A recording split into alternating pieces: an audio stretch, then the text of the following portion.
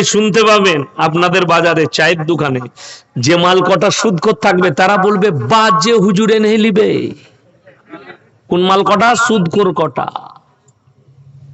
ওই জন্যে উর্দুতে একটা প্রবাদ বাক্য আছে, কিসকো कहूं कैसे कहूं, जिसको कहूं जैसे कहूं, जिसके मुआफिक होता है वो राजी हो जाता है, जिसके खिलाफ होता है वो नाराज हो जाता है। কষ্ট তো। হারাম হালাল বুঝিয়ে দিচ্ছি, আমি একটা একটা করে বুঝাবো, অবাক হবেন। মায়েদের বায়ান করছিলেন মোল্লা সাহেব, আমি আপনাদিকে করব, দেরি আছে, চলুন। প্রত্যেকটা মুসলমান ভাই নিয়ত করুন, আজ থেকে আমরা দ্বীনি ইলম হাসিল করব। জোরে বলুন ইনশাআল্লাহ। যে গ্রামে যে জায়গায় মক্তব নেই আপনারা মক্তব করুন, দ্বীনি শিক্ষা দেন।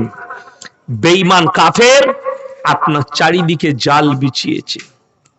বর্তমান সময়ে এই ভারতের মাটিতে যতগুলো ইসলামের দুশ্মন আছে সবকটাই মুসলমান ঘরে জন্ম নিয়েছে, একটাও হিন্দু ঘরের নয়, একটাও দলিত আদিবাসী ঘরের নয়। আমাদের রাজ্যের পুলিশ এবং ভারতের কিছু প্রশাসন বাবু আছে, তারা অ্যাক্টিভ।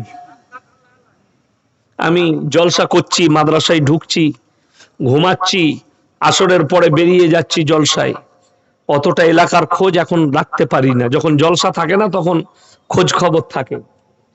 5 জন ইমাম আমাকে মেসেজ করেছে। আমি গাড়িতে আস্তে আস্তে যখন খুলছি তখন একটা করে, কালকে আমার চন্দ্রকোনায় আপনার ক্ষীরপায়ে জলসা ছিল, তো আমি একটা করে মেসেজ খুলছি, কি আমাদের এলাকার কোন একজন অমুসলিম ভাই ছেলে, সে আমাদের নামাজ সম্পর্কে, আল্লাহ সম্পর্কে কুরুচিকর মন্তব্য করেছে, ফেসবুকে পোস্ট করেছে।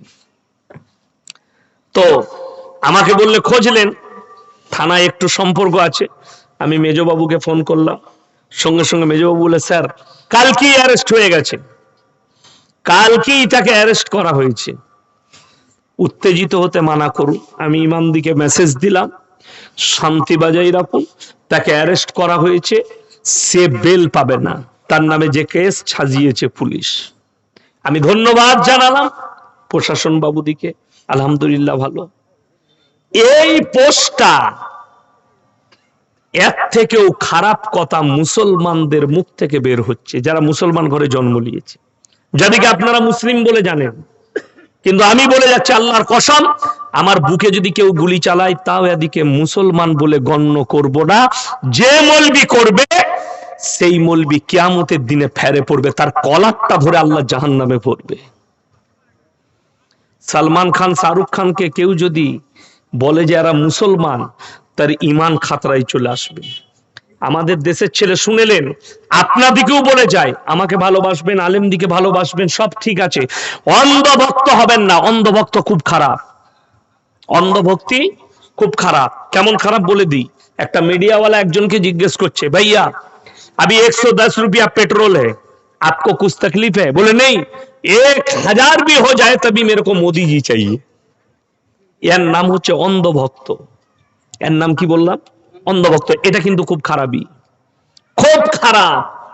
সেই খারাপিটা বলে দিই, অন্ধভক্তির খারাপিটা বুঝতে পারবেন, আমি আমাদের শর্টে বলে দিই। পাকিস্তানের একজন খুব বড় আলেম আছে, বক্তা, মোল্লা তারিক জামিল, তার বক্তব্য অনেক যুবকরা শুনে না। হ্যাঁ, আচ্ছা আপনি বলুন, তিনি উলামায়ে দেওবন্দ আর আমি কি ভণ্ড পীরের বেটা? কথা বলে না। আমার বাপকে এই উলামারা চিনে, আমি তার সন্তান, আর আমার আকীদাও ইনারা জানে যে আমার আকীদা কি। আমি গোটা পশ্চিম বাংলা বয়ান করছি। একটা প্রোগ্রামে তারিক জামিল সাহেব বলেছেন যে सलमान खान का फैमिली बड़ा अच्छा मुसलमान फैमिली है।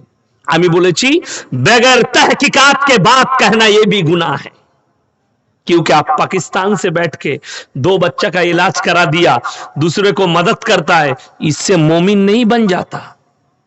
क्योंकि बेचारा तो पाकिस्तान में बैठे हैं, उनको जिसने खबर दिया गलत दिया और उन्होंने तकरीर किया तो ये भी गलत है। बगैर तहकीकात के बोलना नहीं चाहिए।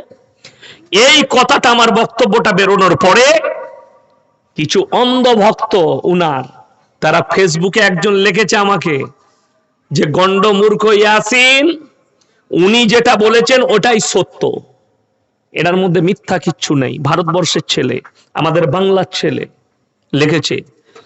উনার জুতো বোয়াবার যোগ্যতা তোমার নেই। কষ্টের বিষয় কি জানেন? এই জন্যে এরা জাহান্নামের রাস্তা অতিক্রম করবে। আর আমি আজকে প্রমাণ দিয়ে যাব আপনাদের কাছে। আপনি দোয়া করতে পাবেন মুশরিকের জন্য। কোন দোয়া? আল্লাহ তুমি এদিকে হিদায়েত দাও, হিদায়েতের দোয়া।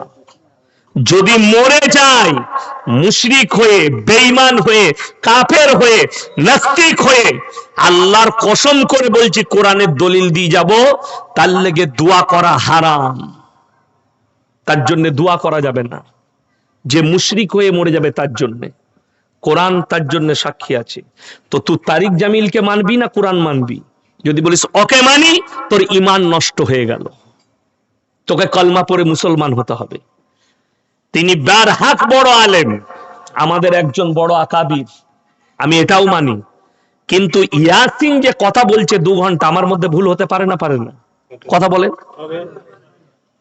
যদি কারোর মনে হয় যে ই বড় আলেম, ই বড় পীর, ই বড় শেখ, এর ভুল হবে না, তাহলে জেনে রেখে দাও তুমি গন্ড মূর্খর দুনিয়ায় বাস করছো। কেন? নিসিয়ান থেকে ইনসান এসছে, মানুষ মাত্রে ভুলে যাওয়া। ভুল করবে সে মানুষ, ভুল যাদের হবে না তারা হচ্ছে ফেরেশতা। এইটা মাথায় রাখতে হবে। যদি কারোর মনে হয় না ইয়াসিন সাহেবের ভুল হতে পারে না, তো তুমি জেনে রেখে দিবে গন্ড মূর্খ দুনিয়ায় বাস করছো ওই অন্ধ ভক্তদের মতো।